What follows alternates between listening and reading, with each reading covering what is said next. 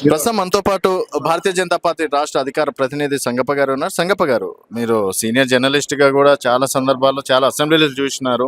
నేను అసెంబ్లీలో చూసుకున్నట్టయితే అసలు వందే మాతరం పాడుతుంటే లేచి అంటే ప్రజాప్రతినిధులు, మళ్ళీ ప్రజల చేత ఎన్నుకోబడినటువంటి ప్రజాప్రతినిధులు ఆ విధంగా బిహేవ్ చేయడాన్ని ఏ విధంగా చూడాలి? భారతదేశంలో ఉన్నవారు భారత రాజ్యాంగాన్ని గౌరవించాలి. భారత రాజ్యాంగంలో స్పష్టంగా జాతీయ గీతం, జాతీయ గేయాలకు సంబంధించినటువంటి ఆర్టికల్ 51 ప్రకారం దానికి ప్రత్యేక ప్రాధాన్యత ఇచ్చినారు. అది పాడాల్సిందని చెప్పినారు, ఎప్పుడెప్పుడు పాడాలో చెప్పారు. అయితే మన రాష్ట్రంలో ఎంఐఎం నుంచి గెలిచినటువంటి ఎమ్మెల్యేలు, ఎమ్మెల్సీలు వందే మాత్రం పాడుతుంటే లేచి వెళ్ళిపోయి వందే మాత్రంని అవమానపరచలేదు. వాళ్ళు భారత రాజ్యాంగాన్ని అవమానపరిచారు. ఎందుకంటే వాళ్ళు రాజ్యాంగబద్ధ పదవిలో ఉన్నారు. వాళ్ళు రాజ్యాంగ పూర్వకంగా, రాజ్యాంగబద్ధంగా జరిగే ఎన్నికల్లో గెలిచినారు. రాజ్యాంగమే వాళ్ళకి అసెంబ్లీలో కూర్చోవడానికి హక్కు ఇచ్చింది.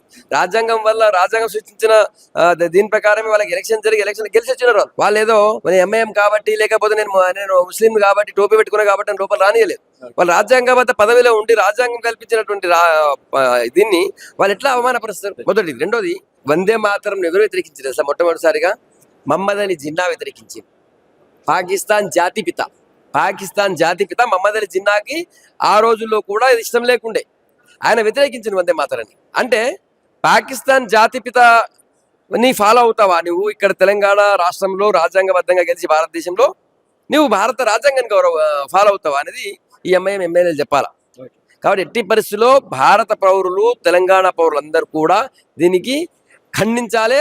వాళ్ళని ఎక్కడ కనిపిస్తే అక్కడ నిలదీయాలి, మొదటిది. రెండోది, ఈరోజు వీళ్ళని మొన్నటిదాకా ఈ భుజాన ఎత్తుకొని తిరిగినటువంటి బీఆర్ఎస్ వాళ్ళు ఈరోజు తల మీద ఎత్తుకొని మోస్తున్నటువంటి కాంగ్రెస్ వాళ్ళు కనీసం సిగ్గుండాలా. మీ ఇప్పుడు వాళ్ళు ఇంత అవమానం చేసిపోతుంటే ఒక్క మాట కూడా మాట్లాడరా? ఎందుకు? మేము భారతదేశానికి వచ్చే జాతికి, దేశభక్తికి, రాజ్యాంగాన్ని సమస్య రాగానే మేమే మాట్లాడతాం, మీరెందుకు మాట్లాడరు? మీరు రాహుల్ గాంధీ రాజ్యాంగం పట్టుకొని తిరుగుతుంది కదా, సిగ్గుండాలి కదా. మీరు రాజ్యాంగాన్ని అవమానం చేస్తుంటే మరి వాళ్ళని ఒక మాట కూడా మాట్లాడడం. మీరు వెంటనే ఎంఐఎం వాళ్ళతో సారిన చెప్పించాలా, లేదా సభాధ్యక్షుడు మరియు స్పీకర్ దీనిపైన ఏదైనా రూలింగ్ తీసుకోవాలా. అంటే ఇప్పుడు గ్యాస్ అనేది యుద్ధం కారణంగా ఈ విధంగా అవుతుందని చెప్పేసి చాలా మందికి తెలిసిన విషయం. అయినా కూడా బీజేపీ వల్లనే గ్యాస్ కొరత ఏర్పడుతుంది, గ్యాస్ కొరతకి కారణం మెయిన్ బీజేపీ అన్నట్టు కూడా కాంగ్రెస్ నేతలు చెప్తున్నటువంటి మాట. ఇప్పుడు క్రూడ్ ఆయిల్, గ్యాస్ ఉత్పత్తి అయ్యేటువంటి దేశాలే యుద్ధంలో ఉన్నాయి. మన ఖతార్ నుంచి గ్యాస్ వస్తుంది. ఖతార్ మీద విపరీతమైనటువంటి బాంబుల వర్షం కురుస్తుంది అక్కడ, ఇరాన్ నుంచి. సో అక్కడ వచ్చే పరిస్థితి లేదు. హర్ముజ్, స్ట్రేట్ ఆఫ్ హర్ముజ్ జలసంధిని వాళ్ళు ఇరాన్ వాళ్ళు మూసేసారు. అయినా కూడా మోడీ గారి దౌత్యం వల్ల, ఆయన స్ట్రాటజీ వ్యూహం వల్ల ఈరోజు స్ట్రైట్ ఆఫ్ హార్మోన్స్ దాటుకొని ఎన్నో షిప్స్ మన దగ్గరకు వచ్చినాయి. ఇప్పటికే ఆల్రెడీ మన లైబేరియన్ షిప్ వచ్చింది, తర్వాత ఇంకా పుష్పక్ అండ్ ఇంకో షిప్ వచ్చింది. ఇంకొకటి, మీరు గ్యాస్ గురించి అడిగారు కాబట్టి ఆల్రెడీ గ్యాస్తో శివాలిక్ నౌక హర్ముజ్ షిప్ స్ట్రైట్ దాటుకొని ఇండియా చేరింది. శివాలిక్ నందాదేవి నౌక ఈరోజు రాత్రికో రేపు వస్తుంది. 2 షిప్పులు, గ్యాస్తో కూడినటువంటి 2 షిప్పులు ఆల్రెడీ ఇండియాకి వస్తున్నాయి. ఒకటి చేరింది, ఇంకోటి చేరబోతుంది. కాబట్టి భారతదేశంలో గ్యాస్ కొరత లేదు. దయచేసి కాంగ్రెస్ వాళ్ళు, ఇతర పార్టీ వాళ్ళు ప్రజల్ని ప్యానిక్ చేయకండి. డొమెస్టిక్ గ్యాస్లో ఈరోజు ఇంతకు ముందు ఉన్నదానికంటే 1-2 రోజులు లేట్ అవుతుంది తప్ప వేరే లేదు. ఎందుకంటే అది కూడా ఒకటేసారి ప్రజలు ప్యానిక్ అయిపోయి ఎక్కువ బుక్ చేసుకుంటారు. కాబట్టి కేవలం కమర్షియల్కే ఉంది. కమర్షియల్కి ఎందుకు ఉందంటే ప్రజలకి ఇబ్బంది కాకూడదు, డొమెస్టిక్ ఇబ్బంది కాకూడదు అని కొద్దిగా రిస్ట్రిక్షన్ చేశారు. దానికి కూడా ఇప్పుడు ఆల్రెడీ శివాలిక్ నౌక వచ్చింది, నందాదేవి కూడా షిప్ కూడా వస్తుంది గ్యాస్తోని. కాబట్టి వాళ్ళకు కూడా ఈరోజు నాకు తెలిసి ఈరోజు ఎప్పటిలో రిలాక్స్ చేస్తారు.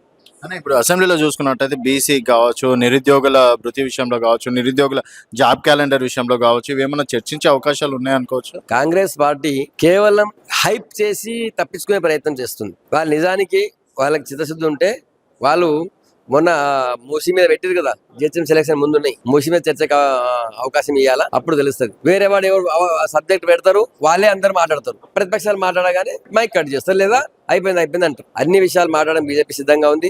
రైతులు, మహిళలు, విద్యార్థులు, యువకులు, తర్వాత వృద్ధులు, వీళ్ళందరికీ కాంగ్రెస్ పార్టీ ఇచ్చిన హామీలన్నీ కూడా తుంగలో తొక్కింది ఆ పార్టీ. కాబట్టి వాటన్నిటిపైన నిలదీయడానికి, ప్రశ్నించడానికి బీజేపీ రెడీగా ఉంది. ఖచ్చితంగా బీజేపీ వాళ్ళు ఇచ్చిన హామీలపైన మాట్లాడుతున్న తర్వాత హైదరాబాద్ లో మూసీ పరివాహక ప్రాంతంలో భయానక వాతావరణం ఏర్పడింది.